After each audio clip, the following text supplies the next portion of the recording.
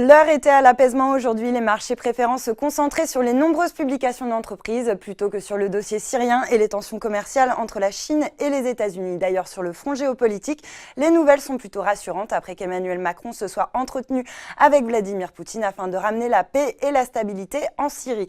Pourtant, les tensions commerciales et géopolitiques restent bien sûr en toile de fond. À Paris, le CAC parvient à clôturer dans le vert après une incursion en territoire négatif en toute fin de séance et grappille finalement 0,11% à 5315 points. Du côté des valeurs, GTT chute de plus de 12%, victime de prise de bénéfices après la publication d'un chiffre d'affaires trimestriel en hausse de 12,4%, tiré notamment par la principale activité de redevance. En revanche, la contre-performance de la branche de services, qui a vu ses revenus chuter de 25% sur la période, a été lourdement sanctionnée par le marché.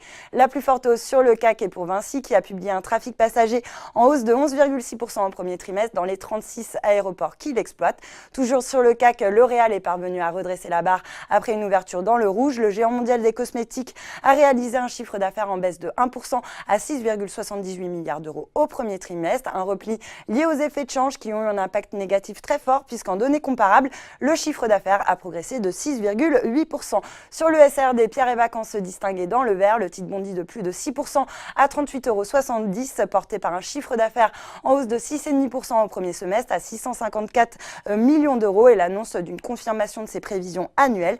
Dans la foulée, Portzamparc relève sa recommandation sur le titre de renforcer à acheter son objectif de cours de 48 à 50 €. À la hausse également, Klépierre, société foncière française, a annoncé qu'elle renonçait à racheter son concurrent britannique Hammerson après avoir essuyé 2 échecs sur ses précédentes offres. Et puis enfin, Air France KLM qui clôture en baisse de 1,74%. La négociation salariale au sein du groupe se poursuit laborieusement après le suicide d'une salariée de la compagnie.